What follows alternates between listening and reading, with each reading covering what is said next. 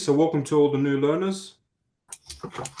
Let me just mute everybody. There we go. All right. So just before we start, just do a quick acknowledgement for the traditional owners of the land. So in the spirit of reconciliation, Hattah Institute of Education acknowledges the traditional custodians of country throughout Australia and the connection to land, sea and community. We recognise Aboriginal and Torres Strait Islander people as the first inhabitants of the nation and the traditional custodians of the land on which we work, live and study. We express our gratitude for the sharing of this land, our sorrows for the personal, spiritual and cultural costs of the sharing, and hope that we may move forward together in harmony in the spirit of healing. We pay our respects to all First Nations people, acknowledge elders past, present and emerging. All right, so I still haven't changed that, but yeah, we have 15 units for this qualification to complete. For every qualification, there are 2 assessment methods for each unit. The first one is the written quizzes, or it might be question and answer. It could be reports, research, or presentations. The other assessment style is real-time and recorded role plays, which we'll go through a little bit later on. Learner support is available individually, and a unit study session is available for each unit. You just got to contact LSO to get that information. Watch this unit recording and review all the resources that come with it. So end of tonight's session, sometime tomorrow, you'll get a copy of this recording of the live session. There's a learner guide for each unit, which explains all the elements, all the learning material for the particular unit, which you will find in your library on the portal. Attempt a written assessment task in your portal and submit. Some have supporting documentation to fill in. You have 3 attempts for every task. Don't worry too much about the 3 attempts. If you need more, you'll get them. So don't stress too much about the attempts. Prepare and record role plays as to instructions for each assessment and upload the recordings. I'm going to go through the assessments later on for this unit, so I'll explain a little bit more about the role plays. Results and so the turnaround and feedback for results. We aim for 24 hours, but it's almost impossible. So it's between 24 to 72-hour turnaround. You can get extensions for units, you can get extensions for the whole qualification as well. That's no problem. Referencing and plagiarism use of AI. There's going to be certain tasks where you are required to reference your work. Also use of AI, which has been an ongoing problem. Look, it's very easy to detect the use of AI. Please don't do it because you're not learning anything by using AI. Also, if you do it, we will ask you to do the task all over again if we detect it, and we do usually. You can use 15% of your work by using AI, but if you do use that 15%, you have to reference that work. Make sure you copy, save, and submit your work appropriately on the portal. You're responsible for your time management. So what we suggest for all learners to do is to follow the timetable. So at the moment, we're covering this unit, the new unit, which will go over 3 weeks. We advise that you guys complete every single task for this unit during the 3 weeks. So you're not leaving all the assessments and tasks to do the last minute right towards the end of your tenure for the qualification. Okay. Study support. So you can get 1 hour of study support a month with a trainer. You can also get more as well. That's no problem. You can have support doing role plays or just general questions about the written tasks as well.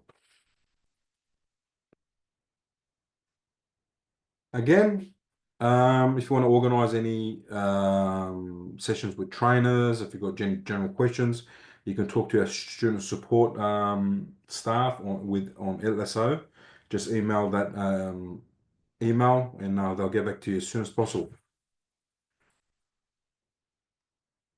All right, so here in Haida, we understand that studying can be a stressful time, especially for adult learners. A lot of you guys are working full time, have other commitments, so we understand it could be a tough time. And if you are going through a tough time, you can always reach out to us, or you can contact these other reputable organizations as well. Okay. All right, which brings us to the start of our brand new unit, which is called Use Communication to Build Relationships. Unit number is CHCC0M. Oh, sorry, OM002. So again, welcome. So this unit is a very important part of mental health, the mental health qualification, as effective communication, as you would imagine, is the foundation of building important things like trust, fostering relationships, and providing meaningful support to our clients experiencing mental health challenges. So in this unit, you guys will explore the importance of communication in professional practice, particularly when working with individuals who may be vulnerable or stressed or facing some complex challenges. So your focus should be on developing respectful, person-centered, and inclusive communication skills that align with ethical and legal requirements in mental health and in community services as a whole. So why does communication matter in mental health? Communication is more than just talking. It involves micro skills like active listening, empathy, non-verbal cues, and cultural awareness. In mental health work, how we speak or how we communicate can de-escalate crisis situations. It can help us build rapport and empower individuals to make positive changes in their lives. So understanding different communication strategies will help you navigate them difficult conversations. Also will help you support recovery-oriented practices and in the meantime, maintaining a professional boundary between you, yourself, and the client. Um, so by the end of the unit, I hope that you guys will have the tools or a better understanding of how to communicate effectively and more compassionately in your role, whether you are supporting clients, collaborating with colleagues, or advocating for individuals facing mental health challenges. So communication is a powerful tool in promoting mental well-being, recovery, and also resilience. Okay. We've done the acknowledgement. All right, just for the new guys, just a couple of house rules. If you can, please have your camera on. Sometimes you're not going to have your camera on if you're driving or if you're feeling down or you're sick or you're doing something at home. That's fine. You can have the camera on, but if you can, please have it on just for engagement purposes. Have your microphones on mute, please. Especially when I'm trying to go through the notes and go through the study material with you guys. Of course, there will be times where I'll open up the table, the floor to you guys to get your opinions and your answers on certain questions. Class break times, I usually aim for about 7 o'clock. Sometimes we'll go a bit over, but we usually have about a 10-minute break and then we carry on. Class prep. But respectful relationships. Now, there's going to be differing opinions, of course, but we just got to make sure we all respect each other's opinions, also without insulting each other as well. Just be mindful about that. Please, if you're on screen, if you've got your video camera on, please no smoking or vaping. And again, we're talking about mental health, so there are going to be some triggers for you guys. If there is, you can step out or let me know that you're stepping out. That's completely fine. And that's it.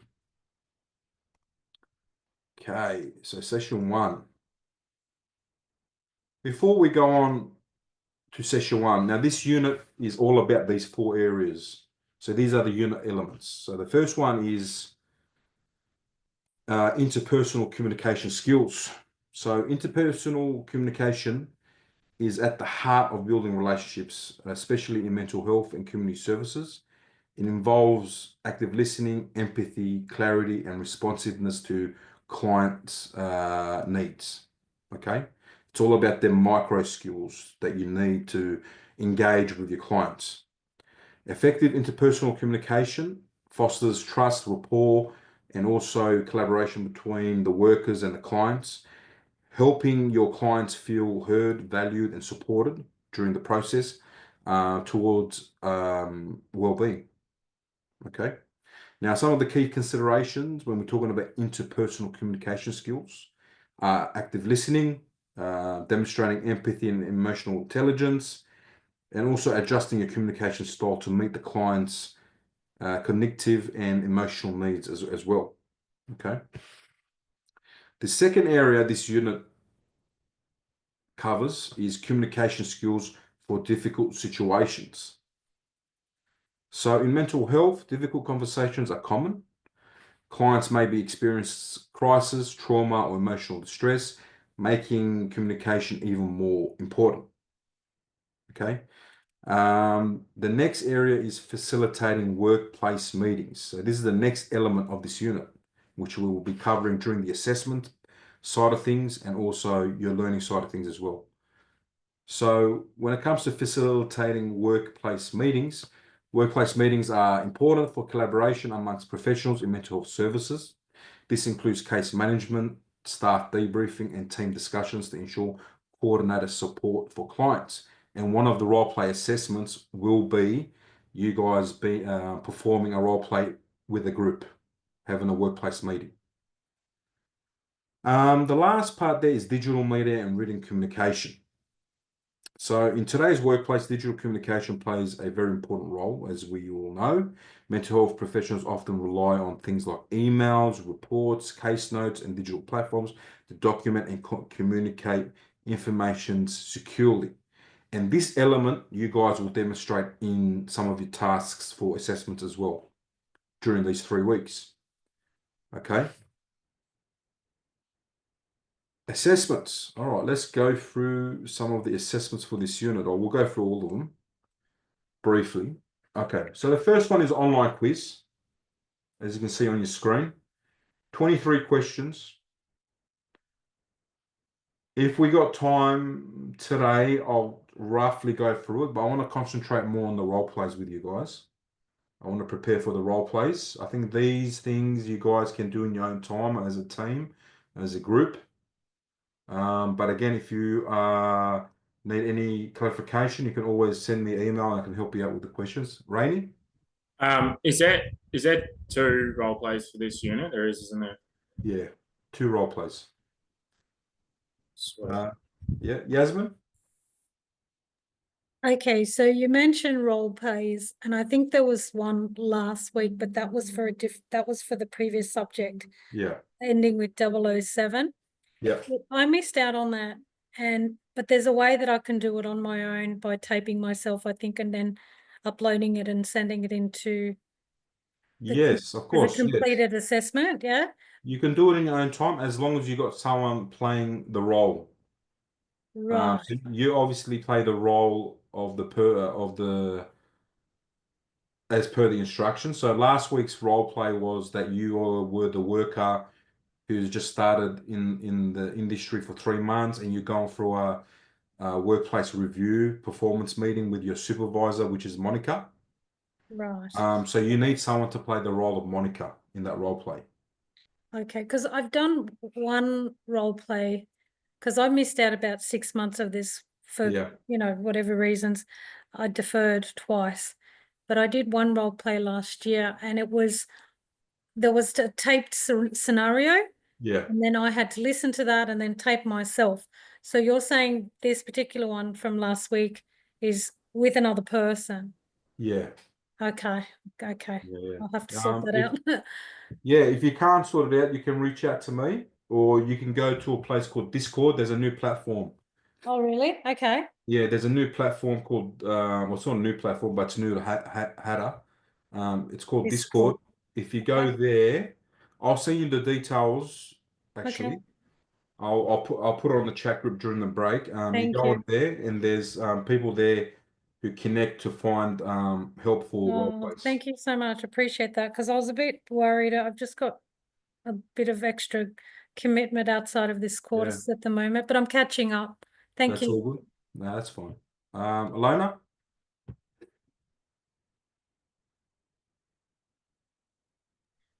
I'm being straightforward to say that well, I need your assistance, Chian, because it's hard to find someone you know, like studying with this, because I've tried it with a friend, but it's really different. So it's really nice that if like classmate, or because we know the flow of you know, the role play. Yeah. Yeah, of course I'll be here to help you Oh, guys. thank you so much, Maria, for being so Yeah, supportive. no problem. So what I'm aiming to do is to do all our role plays during class. So like we done last week, I think we went through about 10 role plays last week. So we've got 2 role plays for this. So I'm trying to do the first role play next week with you guys, and then the last one on the 3rd week. Because the last one is the group one, and that's a big role play, and we're gonna need as many people involved as possible so everyone can get a chance to do the role play. Okay, but we'll go through that anyway. And like I've told a lot of you guys, some of you guys didn't attend the role plays last week for whatever reason. I know anxiety is a big part of it, but like I was telling the guys who attended last week, when you do role plays with me, no one fails. So if you're not meeting a certain area or capability, I'll pause the recording and I'll coach you through it, and then we'll press play again, and then we'll get you to do that part again. So I'm not gonna stop and fail you guys after you've done the whole role play. I'll make sure you meet all the criteria, all the capabilities, and then I'll submit it. Okay, so don't stress about too much about failing or things like that. That's why I'm confident if you're handling the role play with me, because when it's like, oops, I'm really into a different direction, you pulled me to make sure that we are on the right track. Yeah. So yeah, it's all about learning experience. I don't want you guys to stress during the role plays. I want you to be confident. And during role plays, during real life situations, people can make mistakes dealing with clients. So I expect you to make mistakes. That's fine. But as long as we can talk about that mistake and then do it again, and then we fix the mistake, that's perfectly fine with me. Paul? I've found myself in a little situation with this laptop. I've never used one before in my life, and Yeah. I'm still at the 2nd module. I haven't even got to role play yet, and I've had interaction with the university trying to instruct me. I've had friends try and instruct me, and Yeah. I'm drowning. Okay. So have you worked on any of the assessments yet, like the written assessments? I've done the assessment for work health and safety, and I did it completely back to front. I did the assessment first, and then I did the modules. Okay. All right. So what we'll do is, if you wanna, we'll organize a time with me and you on another day, and we'll go through what you need in terms of Yep. support. Okay. Yeah. Yep. You got do you know how to get access to your email on that, Paul? I can get access to my email and that. It's just when I'm talking to you, you get all this stuff up on the screen. I can only get one screen. I can't get 2 screens and go through the stuff with Yeah. you. Yeah. I'm flying blind. Yeah. No, that's all good. You'll get used to it. You'll pick it up as we go. But if you need support, just reach out to me. Do you have my email address, Yep. Paul? No, I don't, mate. All right. So what I'm going to do now, I'm just going to type it in the chat. If you want to copy it or write it down somewhere. Yep. One sec.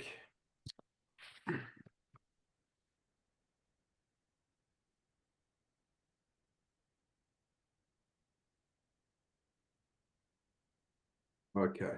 It should be on the chat now. Yep. Got it, mate. All right, mate. Rainey? Yeah, just on what you said about how you pause and stuff during the role plays. I did a role play on Sunday with a friend, and probably halfway through, I felt like I wasn't meeting the requirements, so I sort of just paused it and then just Yeah. 5 Yeah, you minutes. can. Of course, you can pause it. Was Yeah. it which unit was that? The one that you did? I don't know. You assessed it this morning. Yeah. If it's Yeah. that one, you done very well, really well. Yeah. So yeah, Really well done. I paused it. Yeah, halfway through because I was a bit flustered, and then Yeah. I just resumed it again. And the person that I was doing the role play with, she's been in the sector for like 30 years. So she was Yeah. just like, "Why did you?" She's like, why did you even pause it? Like Yeah. you were doing fine." And I was You're just killing like, it. Yeah, I yeah. just You're got doing well. flustered, you know. Yeah, that's normal. Yeah, it's when you But get yeah, it passed, yeah, and yeah, that's a good thing. that's the main thing. Yeah, you actually killed it, mate. You done really well. Because as well, we're trying to follow what's the points standard of pointing what's this like what the point system is. So I did that with a friend, and yeah, it didn't really went well.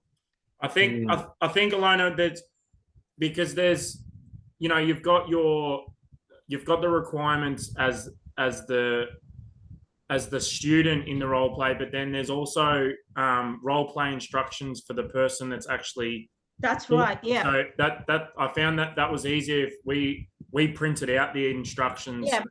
And my friend, she had like she had not a script, but she had dot points on what needed to be sort of discussed in the role play. I think that helps a lot. Yeah. Oh, good. Oh. I find it difficult having the role play that like recorded being by myself in the that was the mojo. I think the unit was coexisting mental health and alcohol and other drugs issues. Yeah. I find it difficult because it's just one person. It's not saying two Yeah. persons having the vice versa conversation. Yeah, look, we've been having a lot of problems with the role plays with the embedded videos because you guys are not able to display your micro skills when you're speaking to a screen. So we're as a mark, I'm having trouble. So I'm getting the guys to do more videos to show their micro skills, which is annoying. So what I suggest for you guys to do when we come to them units where you have to respond to micro skill to embedded videos is that you actually do it with a real life person, because that way you're displaying them skills that I need to see. So we're doing some changes to our assessment. So when we do come to that unit where it asks you to respond to an embedded video, please stop and don't do it yet, because we're gonna ask you guys to have a actual participant there playing the role. Okay. All right, let's go through this one quickly. So this is a case study, same as the first one. It's a written assessment. There's a case study here. There's 3 of them. Okay. The first part is about Cherry. So there's a few questions that you got to answer. Part B is reporting an incident. I'm pretty sure it is identify. All right, so there's another case study here, and then a few questions down the bottom. If we've got time, I can go through these as well. But these things you guys should have a good understanding on how to do. Part C is writing an email. So prepare an agenda for a meeting, refer to the first access. Okay, just follow the prompts, guys. Answer them questions. Again, if you need assistance for this one, you can always reach out and I'll help you out. But like I said, I want to concentrate on these role plays. The written task in that, it's pretty straightforward. Okay. Role play task 3. So this is the first role play. This is a group one. So for this role play, you're going to need yourself and 4 other people. So there's going to be 5 of you in the role play. You will play the role of Justin, and then you'll have another 4 people. One will play Raymond Wu, who is the on-site nurse. You'll have Monica Ernest, who is the senior counselor. You'll have a person called Dennis Tran, who is the first access case manager, and Bella Reed, who is a youth worker. They go for about 10 minutes. I'm going to break this down further after 7 o'clock, but this is our first one, okay? So I'll go through this step by step and what needs to be done. The second role, the last task 4, is another role play, but this is a one-on-one role play. So I'm going to aim to do this next week with you guys. Okay. So this is the scenario here. Again, I'll go through this after 7 o'clock. I'll break it down and we'll go through it together. Rainey? Yeah, sorry, man. Just to confirm what you said before, are you hoping to do that group role play? Are you hoping to do that in class? Yeah. Because that's hectic to try and get 5 other people outside of class. Yeah, that's right. So what I'm aiming to do from now on is to do all our role plays during our class time. That's mad. Yeah. So That's way better. there's some learning material that I need to cover as well. So the first half an hour, 40 minutes, I'll just ramble on about certain topics that I need to tell you guys. Yeah. Yeah. And then the remainder 2 hours, we'll just do role plays or other assessments. That's sweet. Obviously the first week, it's a bit hard to jump in because you guys don't know anything about the role play, the tasks yet. So week 2 and 3, we'll concentrate on our role plays. Oh, sweet. Okay. Easy done. All right. So that's assessments. We'll go through a little bit more. All right. So session 1, which is week 1, it's all about the 3 3 parts on the screen, as you can see. The first one is communication policies and protocols. Sorry. So every workplace has communication policies that guide how we interact professionally. These policies ensure confidentiality, respect, and compliance with legal and ethical standards. Following these guidelines will help you create a safe and supportive environment. The next part is respectful communication. So respectful communication builds trust and rapport with clients and also your colleagues at work. This means using things like active listening, empathy, and cultural awareness, while also in the same time trying to maintain professional boundaries. In mental health work, it's very important to validate emotions, use non-judgmental language, and create a safe space for open dialogue. Okay. Finally, communication styles and techniques. That's the last area that is covered in week 1. So different communication styles impact how messages are received. Assertive communication, active listening, and non-verbal cues all play a role in effective interactions. Understanding when to use verbal or written or digital communication ensures clarity and also professionalism. So especially when dealing with sensitive information. Now, guys, the recording for this, Vicky, one of our other trainers, did the pre-recording for this whole unit. It should be in your resource library as well. So if you want to pop in there, if you've got time, if you want to know a little bit more about this unit, Vicky goes through the whole topic. I think it goes for about an hour and a half. So you can watch her recording as well in your own time. Okay, communication policies and protocols. So I'll just ask you guys a question. Why is it important to hear clear communication policies in the workplace? Why do you think that's so important?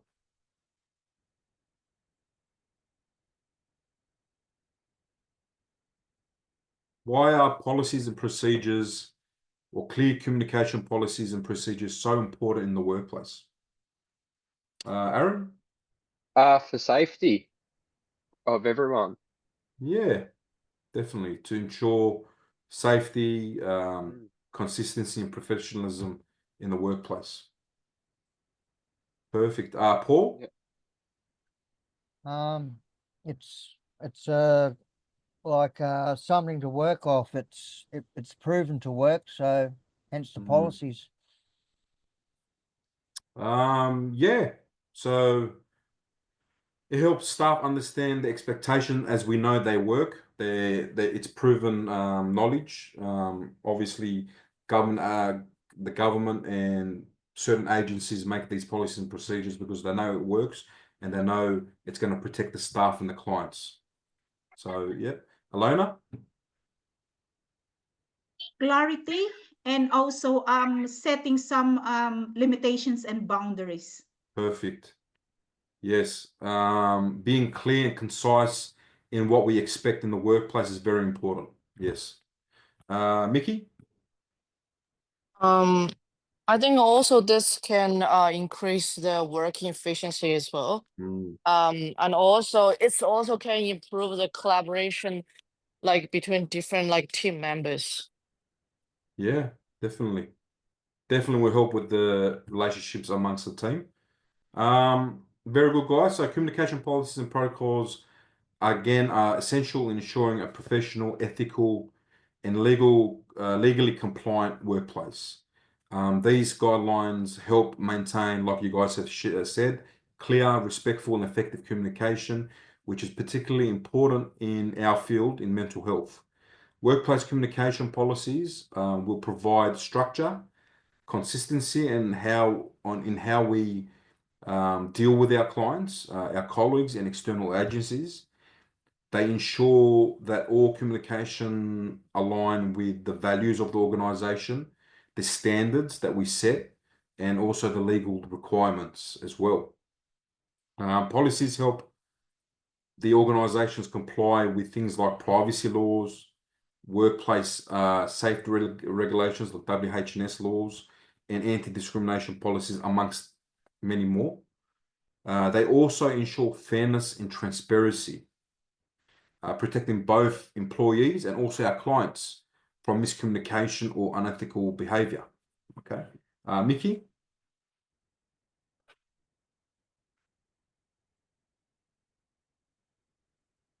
Mickey, did you have your hand up?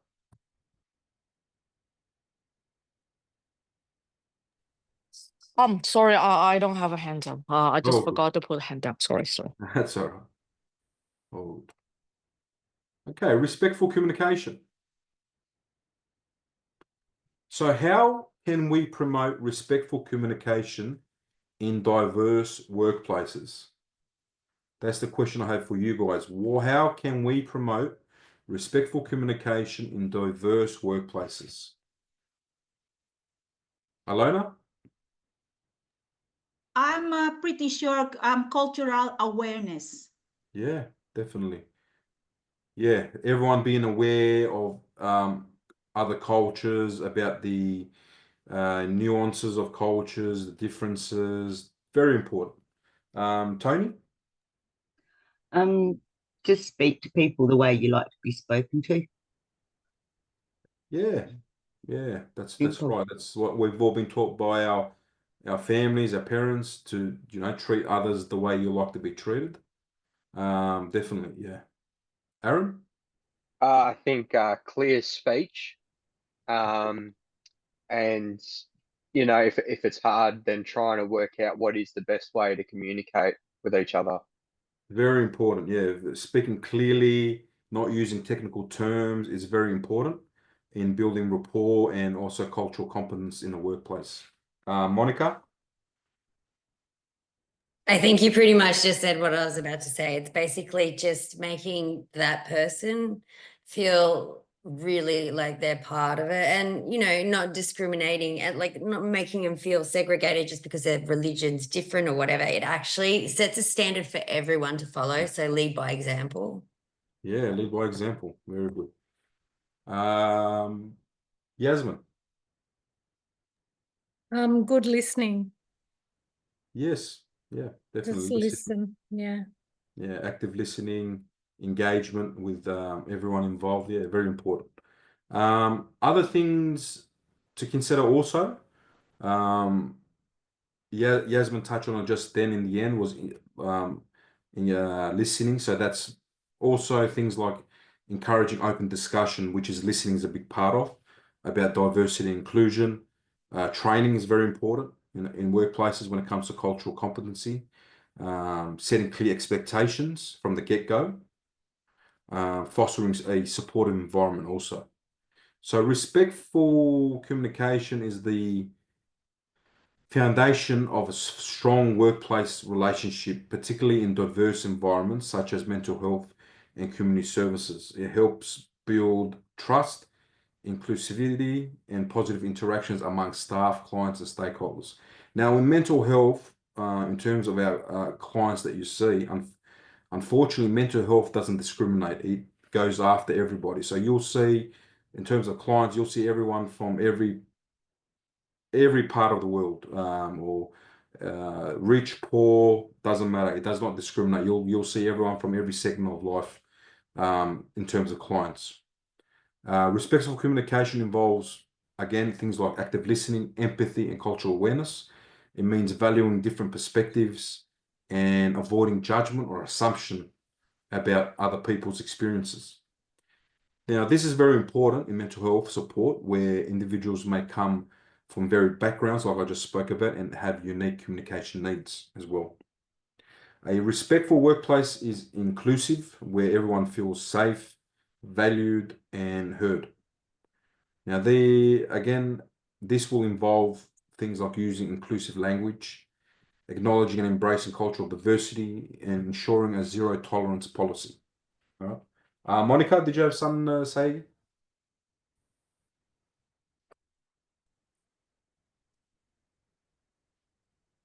You good? Oh, good. Mickey?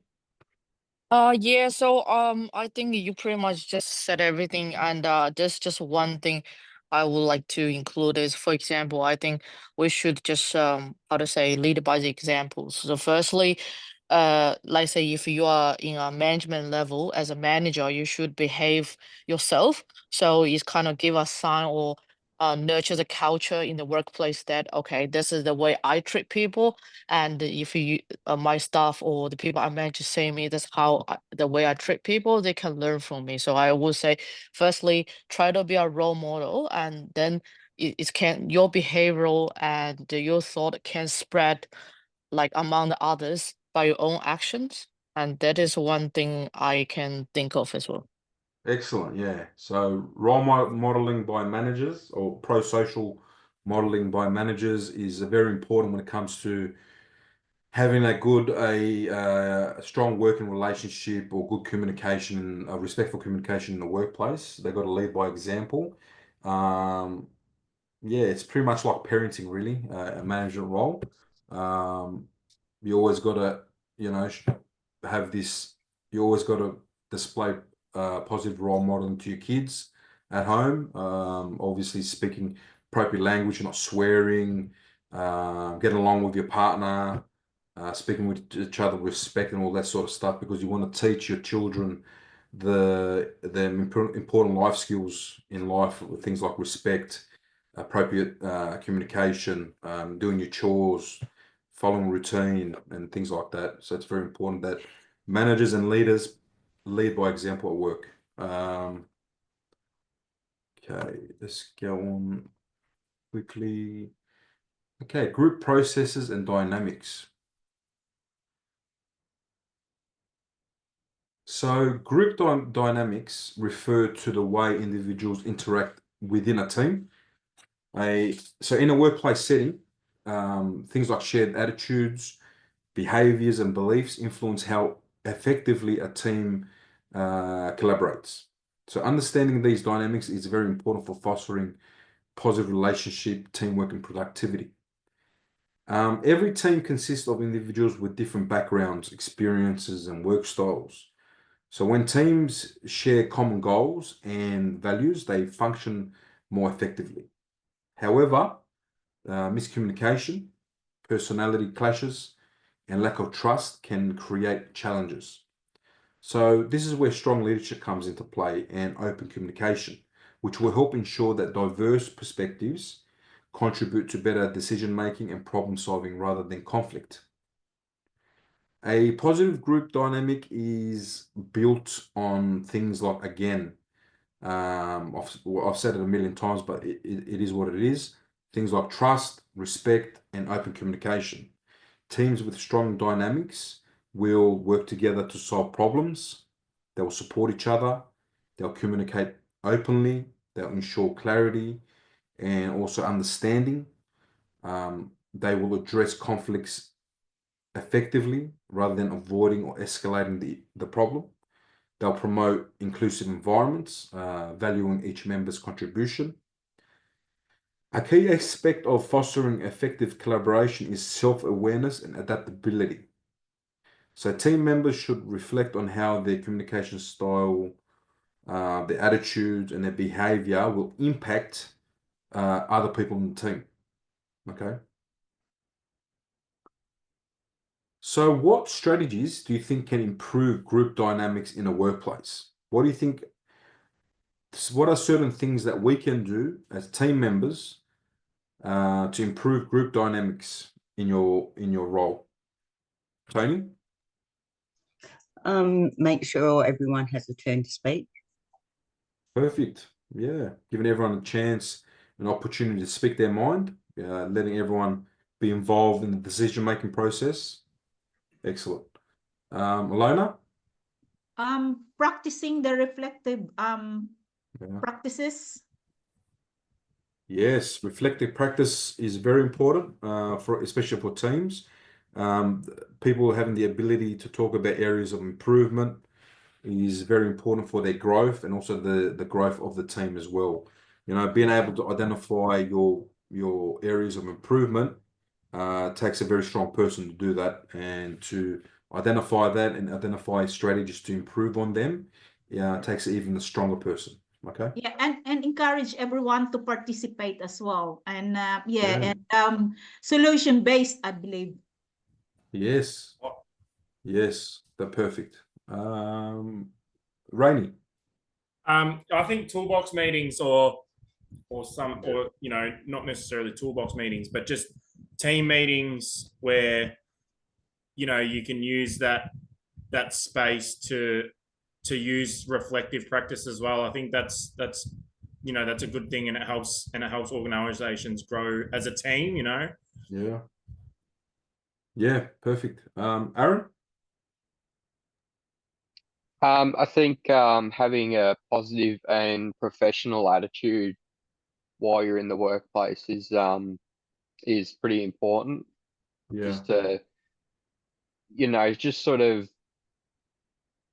I don't know how to explain it, but I think, yeah, just being professional in a positive and being positive, I Yeah, suppose, definitely. Being rubs off on professional. other people.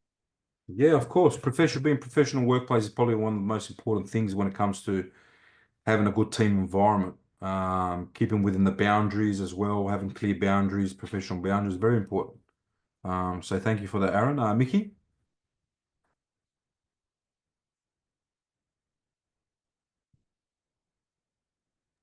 Sorry, every time it takes a little bit more time for me to unmute myself. Yeah, so I would just like to add, for example, as last week during the role play, I think in the end the question was us, I think Martin gave a very good answer, is we can increase the team dynamics by offering like more team building activities. For example, like social activities, like say workshops, you know, in a team, in a team like in a team. So it's Yeah. kind of like can build each other's like personal relationship as well. I think in the long term, this can build up the group dynamics as well. Yeah, definitely.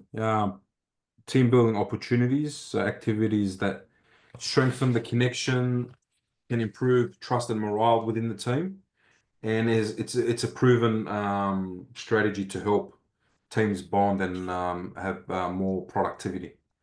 Yeah, because within sorry to interrupt, because sometimes like say in the childcare facility, right?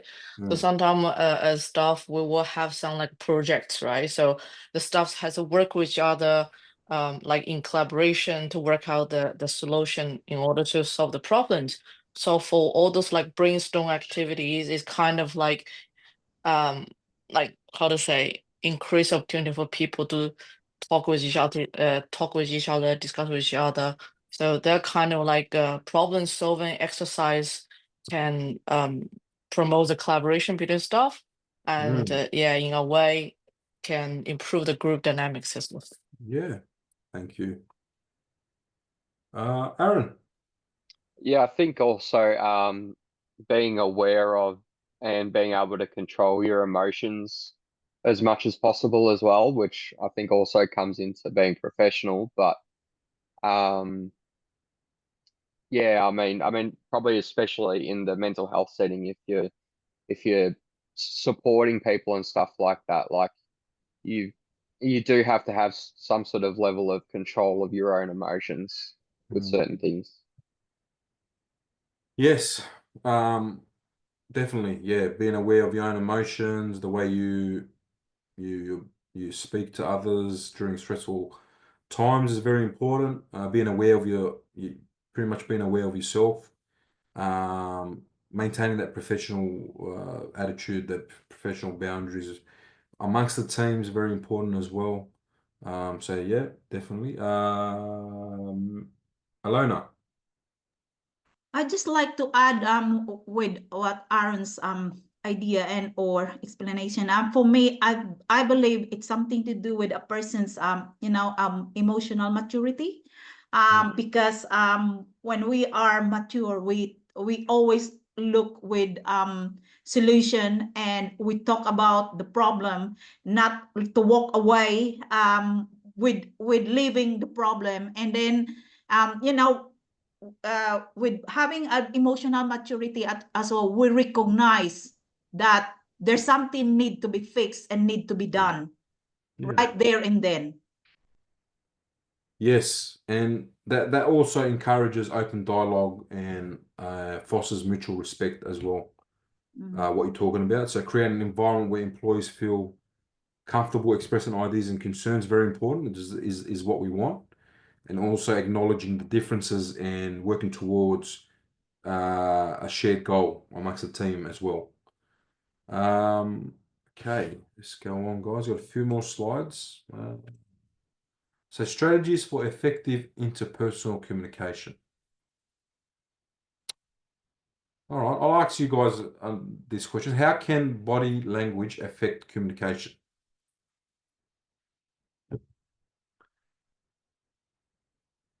Alona.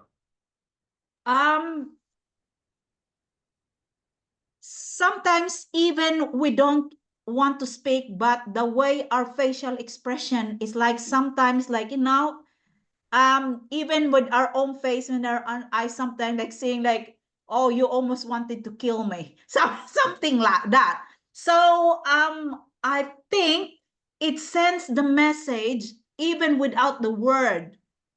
Yeah. Yes, sometimes your facial expressions tell more than words, say more than words. Definitely. So we've got to be careful. We've always got to understand that interpersonal communication is more than just words. It includes body language, listening skills, and also your tone of voice. So being mindful of these elements will ensure that your message is clear, respectful, and effective. So we've got to be careful of our body language at all times, especially with clients who need help, who are vulnerable, who come to you for assistance. Your body language will go a long way in building trust and rapport with that client.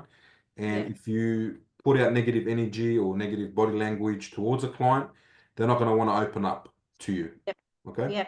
Yeah, because I know my son is he's having an autism spectrum, and sometimes even I don't mean it, but because sometimes when I look at him, and for him it gives a miscommunication. Yeah. Yeah. Okay. Yeah. All right. Let's go with Ben. Just press that button first, Ben, the mute button.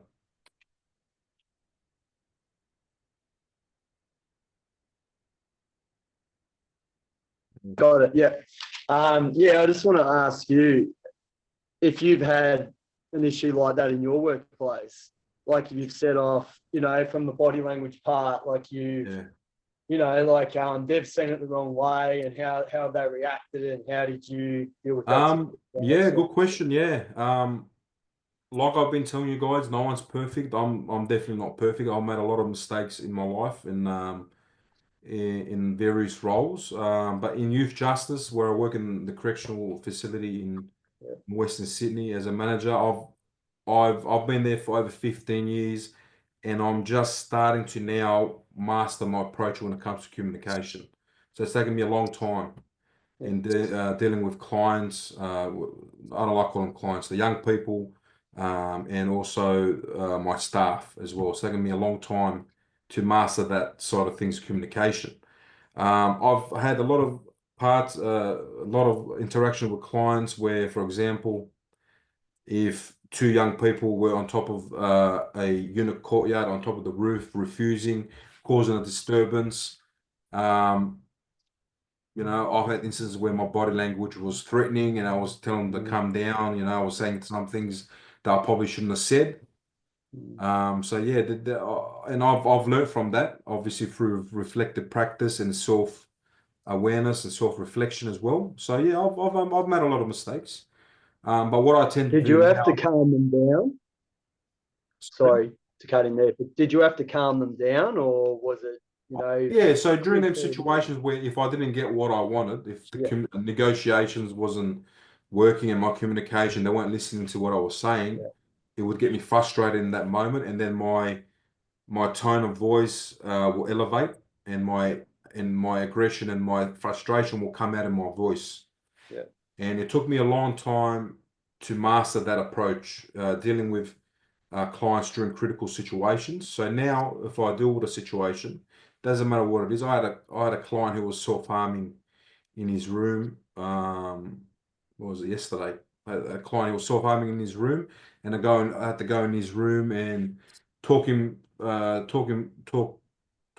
the situation with him and trying to get him to stop inflicting harm to himself. And it took me about 45 minutes of talking to him to get him to stop and give up the sharp implement. So he stopped harming himself. And during that time, so during that process, there's a lot of elements that I'm considering. So number one is young person was Aboriginal, so I'm trying to avoid eye contact with him too much. So they don't like too much eye contact because it's part of their culture. It could come across threatening. So I'm trying to avoid too much eye contact. So he was sitting on his bed, so I try to kneel down, it's crouch and be in his eye level. Try to get him to talk. So I was asking him open-ended questions. So try to get him to talk. I would bring humor into it. I would give him opportunities to come outside and have a breather, trying to redirect him. And during that interaction, there was certain times where his behavior escalated, but I had to maintain my professionalism and my demeanor so I could bring him back down to my level. So I made sure when he went up, I stayed at my level and try to bring him down to where I was in terms of my. So his voice raised pretty higher than yours. Is that what you're saying? Sorry, Ben. So his voice raised a higher level than yours. Yeah. So Yeah. so it's very important when you're in critical situations. If a client's raising his voice, you don't match that. You just maintain your professionalism and you maintain your calm, empathetic voice tone. That way, we're going to get that client to come back down. If he escalates his voice and I do the same thing, you're just going to piss him off, and we're just going to go in the cycle of who's going to speak louder and who's going to be more aggressive, and it's just going to agitate the client even further. So our job is to normalize the situation, de-escalate the situation, and to come with a resolution. Okay. All right. Yep. Thanks for sharing that. No, you're all right, mate. Jody. Actually, I was just going to talk about the same thing. So body language with some of the diverse cultures that I deal with out here. If you walked into a room with the Aboriginal and Islander, they don't like eye contact and they'll sum you up straight away just from your body language. Yeah.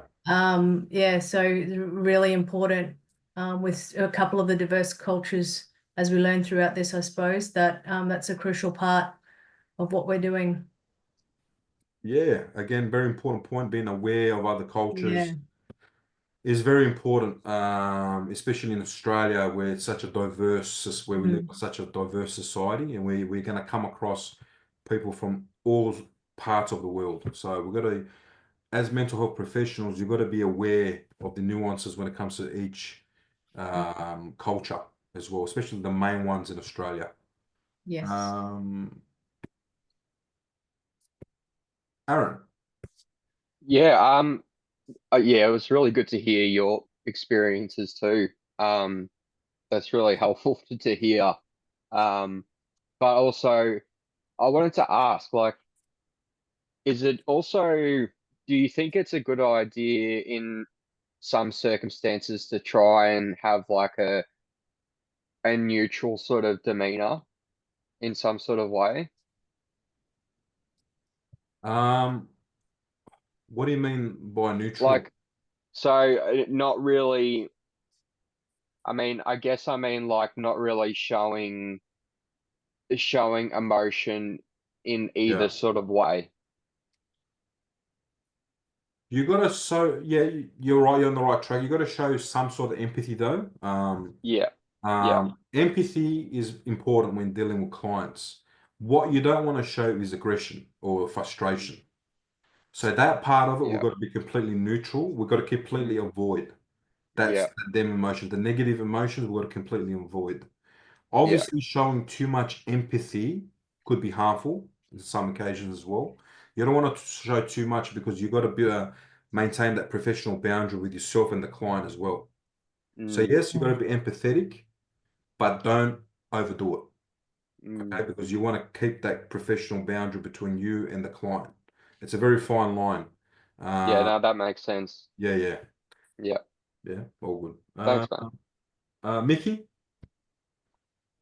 Oh, yeah. So thank you for sharing as well, because I kind of learned a lot. I learned a little bit about the First Nation culture, like try to avoid the eye contact thing before. I never know about that.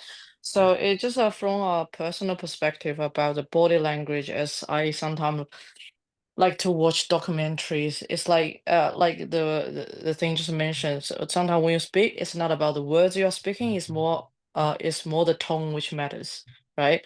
And also sometimes when I was in training in the employment, they will tell you, for example, when you go for an interview, like say if you keep your arm open and keep a smiling face, there's a very welcoming personality rather than keep a poker face and keep shaking your keep body shaking, that shows you are tense. So actually body language sometimes give us strong feelings to people other than the language itself. So Yeah. that's what I have learned from like all those trainings. So and especially when you work with kids, right, itself they're quite vulnerable either mentally or physically, and actually in both. So especially when they are making mistake or they sometimes try to be resistant, okay, and we physically were bigger. So when we talk to the kids, we have been taught, okay, don't stand, just always try to keep the same level with the same height as a kid, or sometimes you can kneel down or you can sit on the chairs so that it's less intimidating to them. Then it goes to the second part is the language and sorry, the tone you use. And the last goes to the language. So actually, I do believe the body language sometimes is more expressive than the language itself. Yeah, of course. Definitely. Yeah. So 100% body language to me is also means more than words. So if I'm with a client, because I worked with adults, prisons, and juvenile, and when I speak with clients, and if they tell me they're okay, or yes, I'm fine, yes, there'll be no problem, but their body language is telling me something else, I always go with the body language. So if the body language is telling me that he looks aggressive and it looks like he's going to go and thump the other person in the head, I usually go with the body language because the body language usually 9 times out of 10 is correct. Words, like you said, people can say a lot of words, but how it comes across in terms of their tone, the way they appear, their eye contact is more persuasive in terms of determining their state of mind than it is from listening to the words that are coming out of their mouth, in my opinion, anyway. Monica? I was just going to say a very wise man taught me that basically always reason before reaction. And ever since he taught me that, it's changed my whole outlook on everything and has helped me incredibly. And even if you have to just walk away and just think about things a little bit more and it just saves that total just flipping out and just losing it. And it could have just been easily solved. So it's all about conflict as well and just keeping every situation calm when you can. Yeah, perfect. All right. Alona. The body language expression can be also trigger or can be provoke. And also most of the time, the body language is always the start of violence anyway. Yeah. So, yeah, you're right, Alona. So pretty much what we all would be saying, and you've added on to that, is the body language will give you a lot of cues on how the person is going in that time. Will give you a lot of indications or ideas on how the client is actually traveling. Because it's like action and reaction. Yeah, that's right. Yeah. All right, let's go on to the next one, guys. I've got a few more slides before we have a break. Okay, cross-culture communication protocols. Okay. So effective communication with culturally and linguistically diverse individuals, which the abbreviation is CALD, is very important in fostering, again, inclusive environments, respect, and understanding in the workplace. So different cultural backgrounds shape communication styles, the expectations, and the interpretations of certain messages. So being aware of these different differences or nuances and adapting communication methods accordingly ensures that everyone is heard and respected. So CALD individuals may face language barriers, different non-verbal communication styles, and unique cultural norms that influence interactions. To support effective communication, we have to ask about language preferences and even the use of interpreters if necessary, and avoid assumptions about communication styles. And also being patient and also checking in for if they understand, to ensure messages are received as we intend them to be received. All right, let's go on to the next one quickly. Okay, non-verbal cues. So non-verbal communication, again, plays a very important role in how we convey messages and interpret others. So it includes gestures, facial expressions, postures, eye contact, and touch, often influencing communication more than words. However, non-verbal cues can be interpreted differently across different cultures, making awareness and adaptability essential in professional interaction, like we've touched on with the First Nations culture. So non-verbal signals can have different meanings depending on cultural backgrounds. Some key differences may include gestures. So a thumbs up is positive in Western cultures, but offensive in some Middle Eastern and Asian cultures.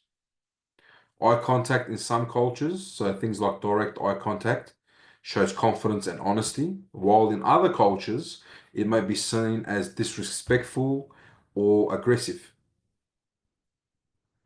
A handshake may be standard greeting in many cultures, but in other cultures, physical touch between genders may be uncomfortable or inappropriate. Okay, so we've got to make sure we're aware of these differences.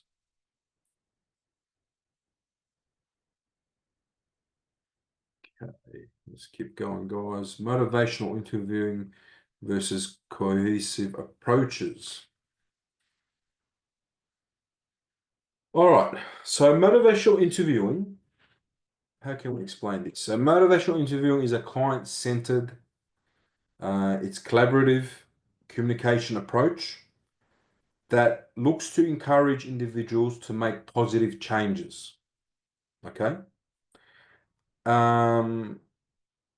In contrast, coercive approaches rely on authority, often creating resistance and disengagement. So understanding the difference between these methods will help professionals build trust and promote lasting behavioral change. Motivational interviewing is designed to empower the individual by helping them explore their own motivations for change. So why are they here? Why are they seeking help? It focuses on things like respecting autonomy, collaboration rather than confrontation, and also eliciting internal motivations. So this is about, instead of pushing for change, this approach helps clients discover their own reasons for making the change. Okay. This technique is widely used in our field in mental health, addiction recovery, and behavioral interventions as well.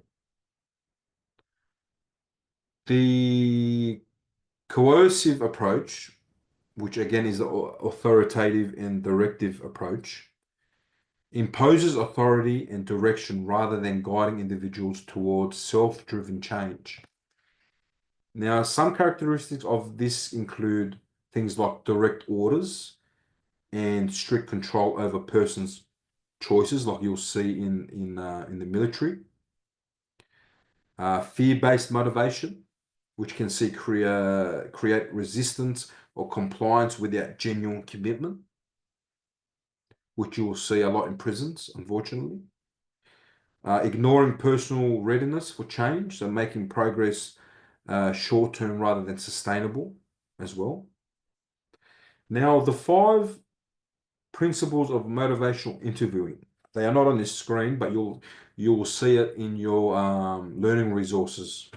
But I'll read them. I'll read them out and explain it the best I can. The first one is, so the 5 principles of motivational interviewing. The first one is express empathy. So this is about listening and validating the client's experiences without judgment. The next one is to develop discrepancy. So this is to help your clients recognize the gaps between their current behavior and their personal goals. Okay. The third one is avoid argumentation. So instead of confrontation, use discussion and reflection to encourage change. The fourth step is roll with resistance. So we've got to accept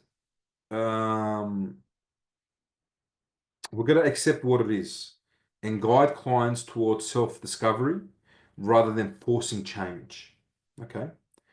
And the last step is support self-advocacy. We have to reinforce the client's ability to make decisions and believe in their own capacity for change. Okay, very important step. Now, by using these principles, the individual will feel more supported, they'll feel understood, and also motivated to create lasting improvements in their lives. All right. So, I don't think we've got time for that last one. Let's have a see what's... Okay, it's done. Perfect. All right, I'm going to give you guys a 10-minute break. We'll come back here at roughly 7:20 or a little bit after, and then I'll try to go through the role plays then. Okay, I'll see you guys then.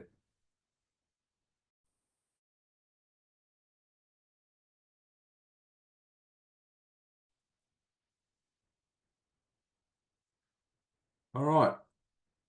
Now let's talk about the role plays. First one I want to talk about is the group one, which is going to be probably the more difficult one. They're not difficult, but out of the two, probably the more difficult one. I just wrote some notes somewhere. One sec. I'm just trying to find them notes for this.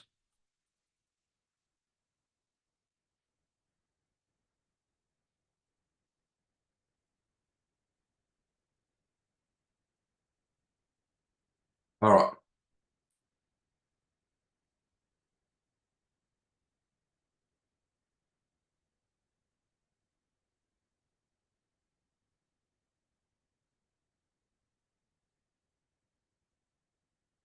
All right. So you are playing in this role play the role of Justin Hawthorne, which you'll be the facilitator of the first access safety and respect team meeting, as per the instructions from the manager.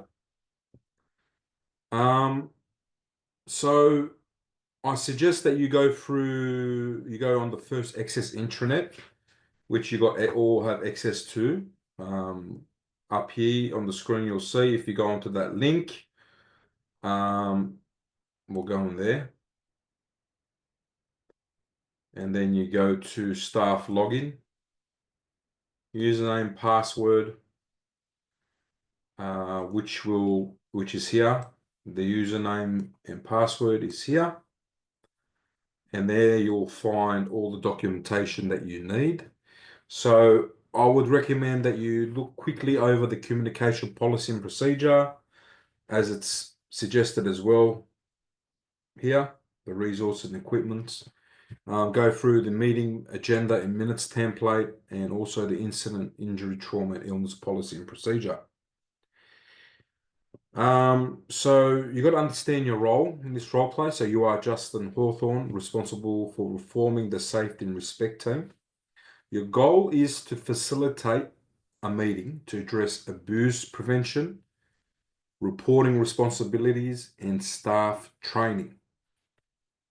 Okay, so they're the areas that I want you guys to discuss with your team.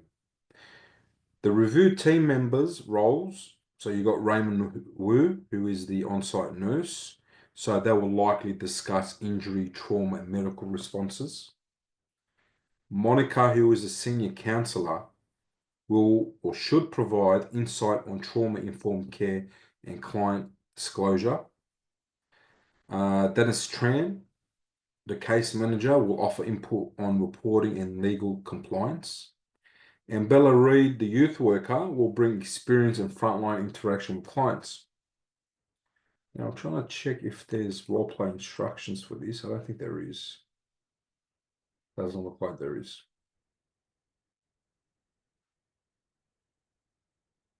Okay. All right. And then the next step will be conducting the actual role-play meeting. So you got to break it down into certain sections. So it says between 15 to 20 minutes is a long role play. Okay, so a good role for a group one, I think 10 to 12 minutes is suffice. It's perfect. I don't want any more longer than that. 10 to 12 minutes. If it goes longer than that, that's fine. 15 minutes is fine, but don't stress out to try to make up the minutes. I'm happy with 10 to 12 minutes. So the first part of it will be the welcome and introduction, which will be 1 to 2 minutes. So as Justin, you will be thanking everyone for attending, ask each team member to do a quick introduction of themselves as well. And then the next step will be stating the purpose for the meeting. So explain why we're here. So explain the reasons for the safety and respect team meeting. So address recent allegations of physical abuse by the staff member. Talk about strengthening safety and trust and respect in first access. And also discussing possible training or training for staff on their legal obligations and response protocols. Okay. The next part of that meeting will be a quick review of the responsibilities under the policy. So discuss the incident, injury, trauma, and illness policy and procedure, okay, which you can get the case manager and Raymond to talk about as well. So some things to discuss will be how staff should report abuse. So obviously through completing reports, incident reports, and reporting up the chain to the supervisors. Immediate actions required when abuse is suspected or disclosed. and ensuring trauma-informed responses as well. So just touching on that. So that's 3 steps that we've covered so far in the team meeting. So the first one was the introduction. The second one was the stating the purpose of the meeting. The third part was review the responsibilities under the policy. The fourth step would be communication strategies for building trust. So this is about discussing the communication policy and procedure. Okay. So active listening, empathy, and non-judgmental responses, talking about how to allow clients to feel safe when disclosing abuse, and the importance of confidentiality and mandatory reporting. Here you could ask Monica Ernest about what's the best practice in handling disclosures, or ask Bella Reed about real life situations she has encountered. Okay. And the next step would be talking about staff training plan.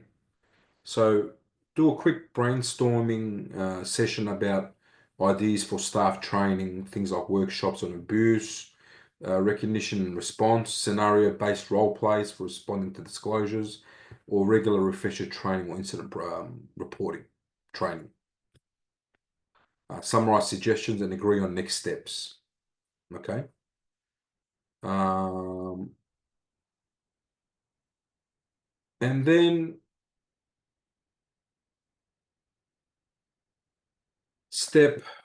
so that was step 2, talking about so that's pretty much the body of the meeting. Then the last part is, of course, it's not the last part, but you've got to ensure that you're taking minutes as well, because part of this role play is you've got to complete the minutes template as well. So part A is the recording of the role play, and also they want you to submit the minutes template, okay, which is this documentation here. Okay, so all the items that you've discussed, action, who will be responsible, and just make up some due dates. Okay. And there you go. The agenda item is there for you to follow. So like I said, meeting, welcome, acknowledgement of the country, purpose of meeting, legal workplace obligations around reporting abuse, training and communication strategies, and team training plan. Okay. So that's what we want you guys to do. Now,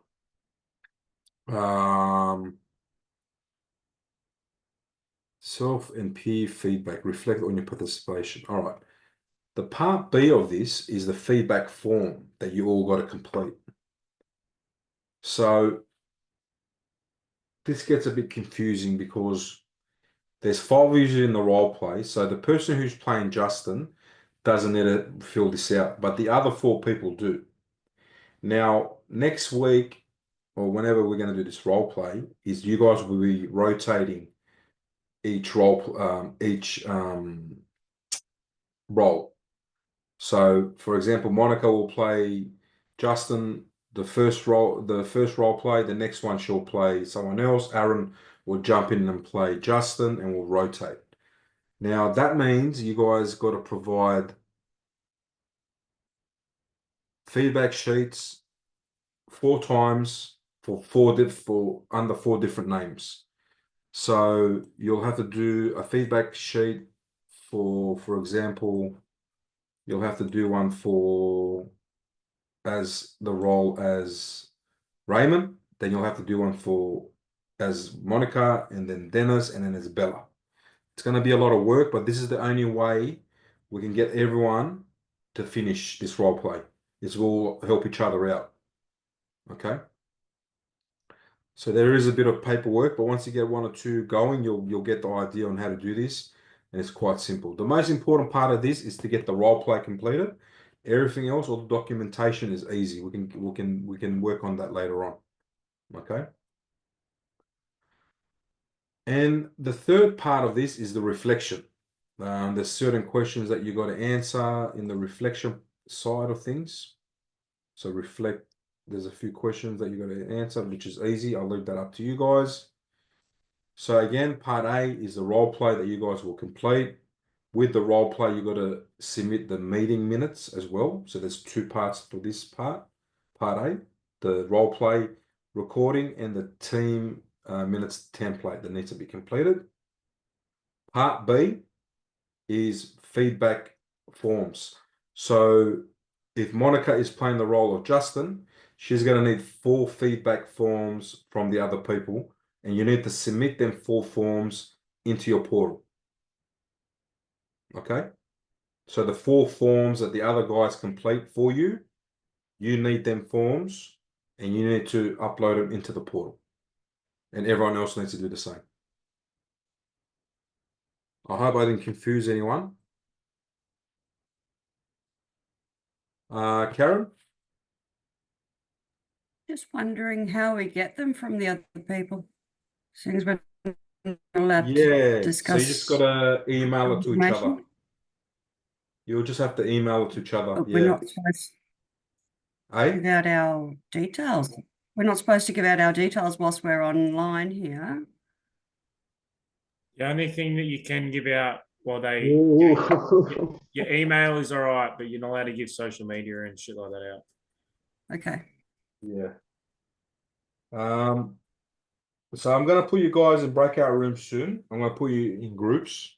The ones who want to be part of this. The guys who don't want to be part of this, who want to do it in their own time, that's fine. It's completely up to you. This is just another avenue for you guys to get these role plays done as soon as possible. Okay.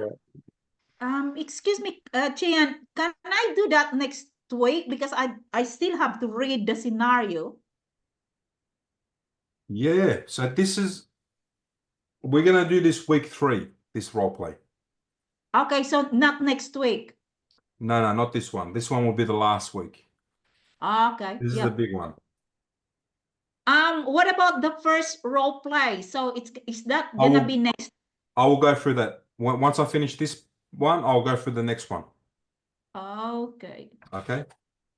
Sure. All right. So, Aaron? Yeah, I think I'm a little bit confused with a fair bit of it and how it's all structured and everything. Yeah. I may need to do a bit more looking into how we're meant to go about it and everything, but I'm willing to sort of jump into it if Yeah. So what I'm going to do is I'm going to explain the other role play shortly. So what I'm going to do first is I'll get for everyone who wants to complete this during class, if you can just put your hand up and I'll get your names down here. should I do that if don't know if I'm ready for that or not? You'll be ready, mate. Just put your hand down, put your hand up. Right. You'll be fine. Cool. Yeah, I want to be a part of it. I'm not sure how to put the hand up on this. One sec. Sorry, Ken, which role play we are gonna do now? We're not The one that's on the screen, Mickey. we're not doing any role We're plays not doing it today. now. We're just talking through it. Okay, cool. I was just wondering, we just started this unit. How come we're just gonna have a role play? Okay, no problem. We're gonna start. We're gonna do the group one on the last week. Do I lower my hand now? No, leave it up for me, please. Yeah.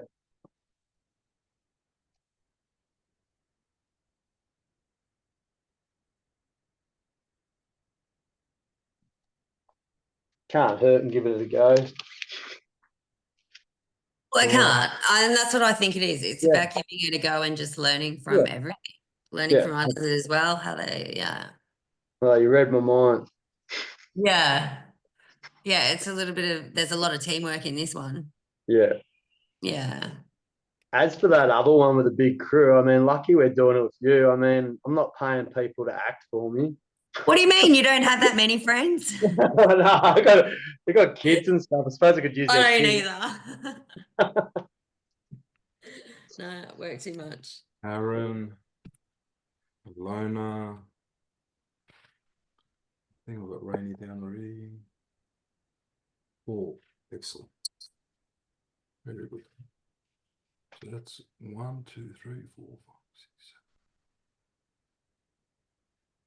7, 16. Does everyone else work like full time all the time? Monica, did you have your hand up? Yes, I did. Okay. Is it down? I'll raise it That's again. all There right. you Leave. go. It's all good. Does everyone else work full time as well? Yes. Yes. I know you. Yeah. I'm yeah, okay, cool. doing like 65 hours a week at the moment. Excellent. That's the way to go, mate. I love that positive attitude. Edward, did you have your hand up? Me? Edward. Oh, sorry. No, I didn't have my hand up. Okay, all good.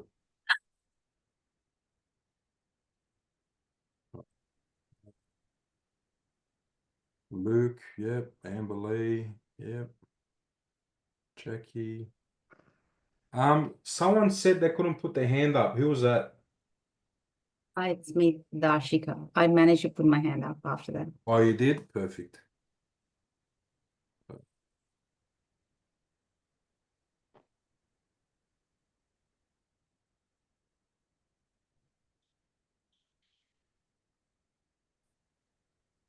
Rashika, I can't see on the screen. 1 second. Oh, there you are. Perfect. So whether we want to make a date or something where we all have it handed in next week by a certain time to everyone's portal, do we do something like that? No. So what I'm going to do now is I'm going to put you guys into groups. So there's 1, 2, 3, 4, 5, 6, 7, 8, 9, 10, 11, 12, 13, 14, 15, 16, 17, 18. So there's going to be a group of 3, which is fine. I'll just be with that group. I'll make some adjustments with that group. That's fine. So this is going to be a bit. There you go. I might do group of 6 actually. We'll do group of 6, and that way you guys can write. One of you don't have to do anything. Okay, we'll do that. So it's 18. 1, 2, 3, 4, 7,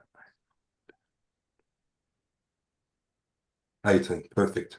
All right. So what I'm going to do now is I'm going to put you guys in groups. For the last hour of this class, I'm going to put you guys in breakout groups with your group. I want you guys to exchange your email addresses and all that sort of stuff. And during that hour, I want you to go through the role play and discuss how you guys are going to do the role play. As I just gave you guys a quick guide of it. Okay. I'll give you an hour to discuss it, and then you guys will have 2 weeks to prepare for it. Okay. If you've got any questions, write them down, and then I'll discuss them questions with you next week. Okay. Okay. But don't think too much into it.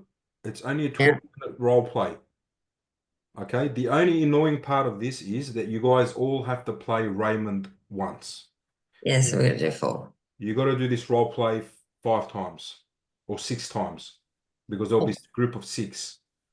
And this is the only way to do this, because if I leave it for you guys to do on your own, you're not going to be able to organize all of you to be together. It's going to be very hard to get all of you together in a certain time other than during class. Okay. Okay, and just quickly. Yeah. How because we've all got to play that one role, each. So there's got to be there's an hour on each role play. Do you know what how are you going to assess all of these role plays in one class? But there's only 3 groups. Yeah. There's 3 groups, so we've got 3 hours. Yeah. So it's going to be, we might have to go a little bit over class. Right. Okay. That last session. Yeah. Right. Yeah, but this is the only way, guys. Unless you guys want to do it in your own time, I'm happy with that. No, I'm sweet. I'm good to go. Yeah, I I reckon we'll guess as just long get as it done. each group knows what time they do it, so you don't have to sit around for 2 hours waiting for your Yeah, turn. that's If you can just be allocated times, that would probably work Yeah. as well. that's a terrific idea. We'll do that. We'll organise the times next week. Yeah. All right. All right. Before we do you can put your hands down now, guys. It's all good. Can I just ask you something quickly, son? Yeah. Are you in a hurry at the end of this class? I wanted to pick your brain for, I don't know, 5-10 minutes. Not tonight, but I can organise a time for another day. During the day, that's fine. Okay. Yeah, if you email me, Ben, and your availability, I can organise a Zoom session. Yeah, no, you're good. Yeah? Sorry, Yeah. mate. It's there. No, you get it. All good. All right. Okay. Let me go through this second one now.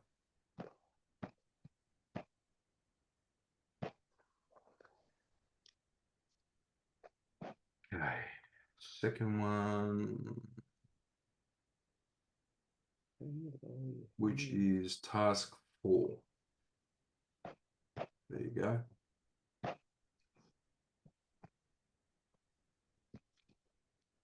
All right, so this is a role play with you and 2 other people. All right, so you are a support worker at First Access. You are to demonstrate how you use conflict resolution strategies when communicating with clients' angry relative, next of kin. So you'll play the role of a counselor who regularly works with a client named Dolores. So Dolores is your client. You'll participate in a conversation with Alejandro, who's Dolores' son. So what the setting is you are in a meeting with Dolores. You guys are having a chat. Dolores has a relationship with a man called Asim in the facility. It's a I'm pretty sure it's an aged care facility or some sort of, I think it's one of them. In a certain she's in a relationship with a man called Asim. Her son finds out. Her son's name is Alejandro. Alejandro barges into your office during your session with Dolores and goes off tap, saying, how dare you guys allow this to happen? I'm going to sue you guys. I'm going to call the police. You guys are pathetic, blah, blah, blah. There's a lot more information on the instructions there. So during the role play, we want you to display your skills on how to manage the conflict between Dolores and the son. Explain to them, or explain to the son, the reasons why Dolores has the right to do certain things. Also show some compassion towards Alejandro as well. Obviously, sticking up for the rights of Dolores in the meantime as well is very important. Okay, so let me just open the instructions. So yeah, there's certain things that Alejandro will be saying, and certain things Dolores will be saying as well. Okay.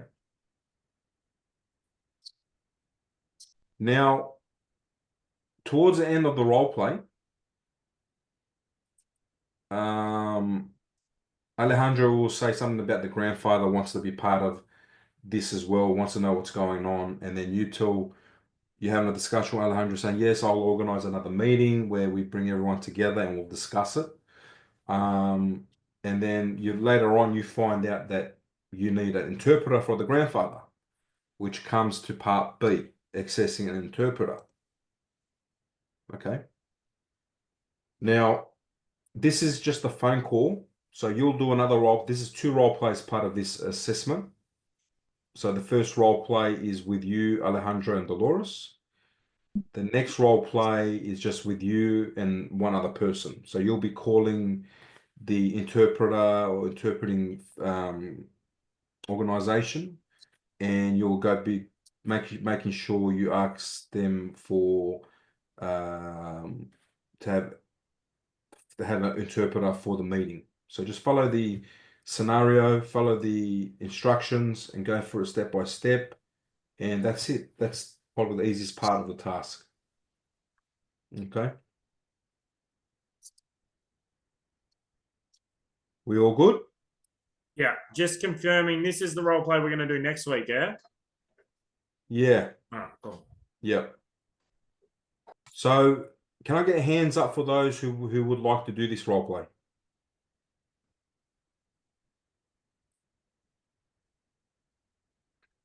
10, 11, 12, 13, 14.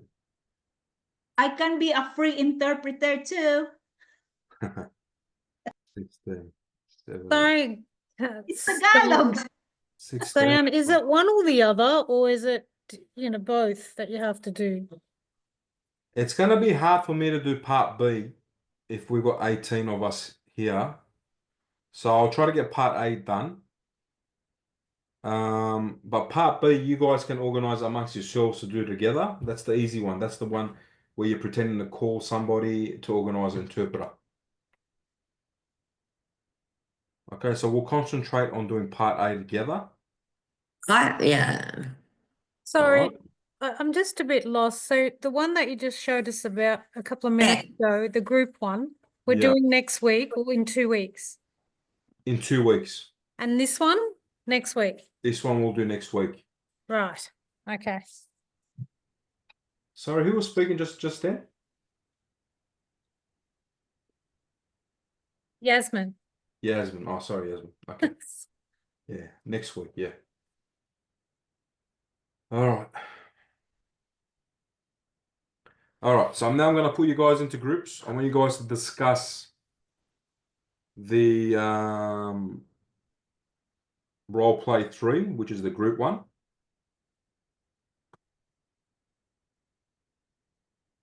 I'll give you guys about half an hour to do that, and then we'll come back together. If you've got any questions, we'll go through them then. So I'm just going to pause the recording, guys.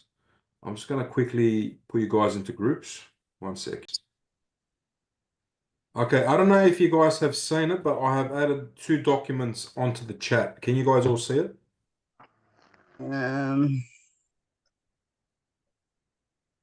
No? Chat. I'll have to add it again. 1 sec, maybe it's not on there because you weren't there. No, I've got blank. Let me try one more. So the first one I'm going to add is a guide on how to do the role play. Let's see if this works.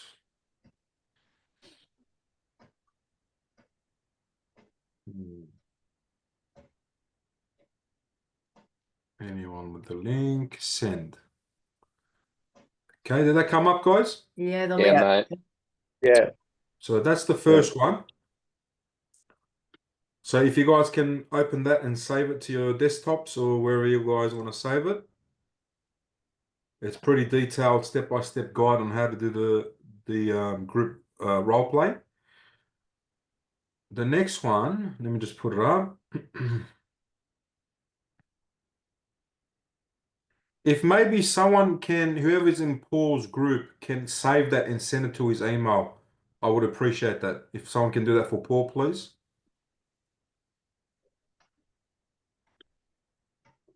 Yeah, I can do it. Thank you. All right, and the next one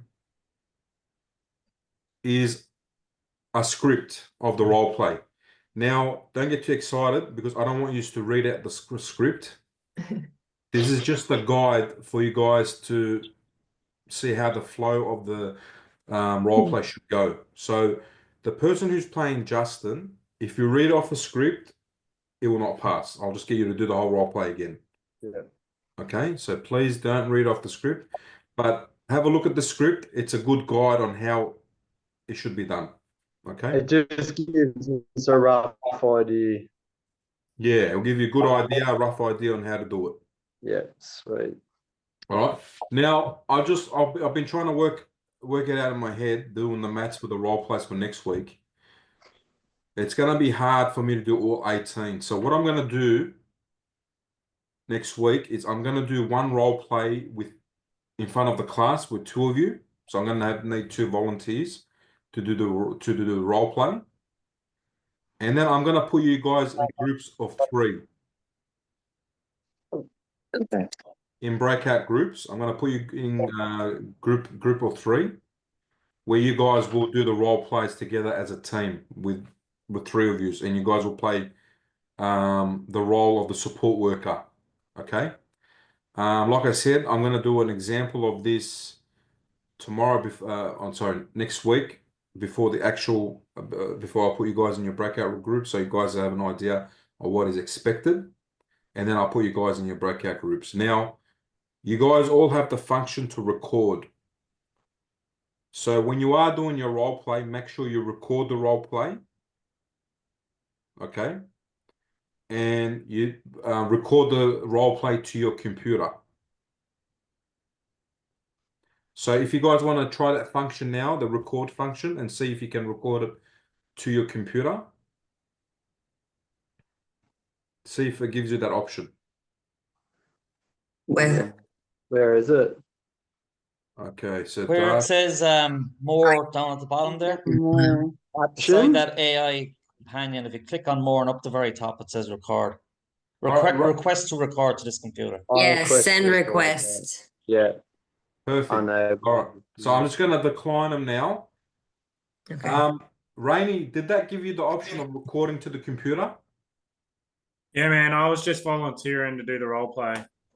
Oh, perfect. Yeah, me too. I'm volunteering. Awesome. So, Rainey, when you pressed record, did it give you the option of recording to the computer? Yeah. Awesome. Perfect. All right. Dan, did you get my request? Yes, I did. Okay. So Yeah. that should be all right. Okay. So you make sure you record it to the computer, not the cloud. Because when you do it to the computer, it will come onto your computer after the Zoom session has ended. Okay. So when you get that recording, I want you to save it into your computer and then upload it into the portal where it will be marked. Okay. And I'll do the marking. So I can't figure out how to record it. Sorry. Do you have to be on the Zoom app, or can you do it on like the... Are you on your phone or computer? No, I'm on a computer, but I'm not on the Zoom app. I just went straight from like the web page. Yeah, so you got to go on Zoom. Okay. No worries. Thank you. So just make sure you're connected on Zoom next week. Yeah. Okay. Or one of you can record it for all 3 of you. That's fine. And just share we that might have recording. to do that for our group for Paul as well. So yeah. Okay. So that's what we're going to do next week. So myself, Jody, and Rainey will do the example role play. And then I'm going to put you guys out into your breakout groups, group of 3. There'll be groups of 3 in each group. And you guys will play the role of the support worker at least one time. So one of you, all 3 of you, has got to play the role of the support worker. Okay. Once we've done that, will the one that Yep. Will the one that me and Jody do with you, would that be our class as our role play, or? So we'll do one, and then I'll send the guys to their breakout groups, and then we'll finish. I'll do the rest with you guys. So you guys get a turn playing each role. Okay. Easy. And then, if I'm doing the maths right, we'll have enough time to do the last role play as well, the part B of the phone call one. As well. If we divide ourselves into groups, we'll be able to do that last part as well. Okay. So we'll do the part A first. We'll have a 15-minute break when everyone's done. We'll come back and then we'll do part B. Okay. And then in the end, if we've got time, I'll go through some. I'll go through week 2 topics as well. We should have time towards the end if we do it the way I proposed. Just remember, guys, when you're doing the role play, because I won't be there, okay, the person who's playing the role, so if Jody is playing the role of the support worker, she's got to introduce herself. So she's got to say, hi, my name is Jody Miller. This is my license. So you've got to show it on the camera. Okay. I'll be covering unit CHC, whatever this unit is. What is it? CHCCOM002 or something. Task 3. I'll be playing the role of a support worker. I've got a session with Dolores. During the session, her son Alejandro walks in to the session, interrupts our session, and he's in an aggressive manner. And then you just start the role play from there. So you do a little introduction of the role play, the task, you identify yourself so we know who it is, and then you start the role play. Remember, you can't read off scripts. I'm happy for you guys to write some notes and have some notes in front of you during the role play. That's fine. But yeah, just make sure you're displaying eye contact, active listening, you're displaying empathy, and all the other micro skills that are required during a one-on-one session with a client. All right, and during the session, we're gonna assess your ability to resolve a conflict as well. So between Dolores and Alejandro, so that's going to be one of the assessment capabilities as well. So what I suggest for you guys to do is just to read up on the role play instructions. Okay. Make sure you guys have good understanding of each what do you call it? Character, because you might be playing every single character during the night. So make sure you have a good understanding of the 3 characters. So the support worker, Dolores, and Alejandro. Okay. When you're playing the other characters, so if you're playing Dolores or Alejandro, you can read off a script. That's fine, because you're not being assessed playing the role of Alejandro or Dolores. You're only being assessed for playing the role of the support worker. Okay. All right. So each role play should go for 5 to 10 minutes for the one we're doing next week. It shouldn't be overly too long. All right. You guys will see the example that we do in the beginning, and that will give you a rough idea what you expect. Okay. So if there's a group of 3, the first role play will take about half an hour, 40 minutes, which is not much time. We'll have a little break, and then we'll do part B. We'll probably take another 30, 40 minutes, and then we'll come back and then we'll cover the rest of session 2. JD? Oh, sorry. I didn't put my hand. Yeah, all right. All right. Okay. I'm sorry. I apologize for information overload tonight. But I think the only way all of you guys are gonna get these role plays done if we do them during class, especially the ones where you need the assessor there. So the one that's in group 3, where I'll have to be in every single one, it's pretty much the only way we're gonna do it if we do it during class. Okay, so it's beneficial for all of you guys to do it now. Excuse me, Jian. So we're going to know whom we are together in the group by next week. For the role play for next week? Yes. Did you want to decide on what group you are now? I don't think it really matters, but if you want to. Yeah, okay. Yeah, because isn't it you said that in one group is 3 people? I did put my hand down. Yeah. Oh, good. You don't want to do next week? I will do next week. Yeah. So yeah.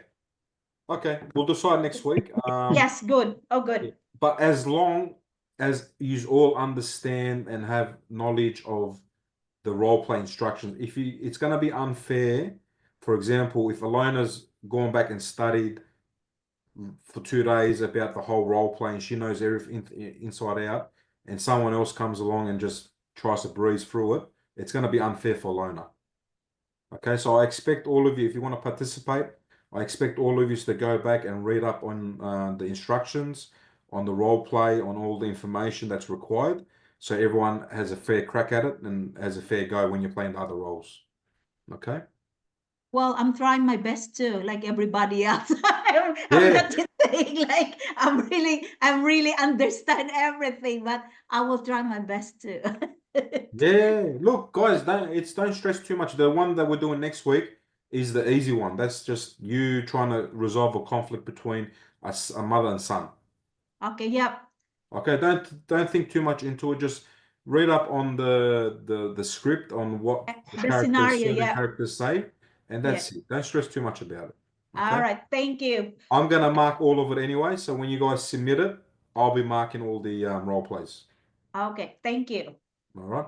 So I'm gonna end the recording now, and then we'll call it a night. It's been pretty hectic session, so we'll call it a night. I'll see you guys next week. Okay. Thank you. Thank you Thanks, very mate. much. Bye. Thanks, mate. Thank you. Thank you. Good night, everyone. Good night. Good Bye. night. Ciao, ciao. Ciao, ciao.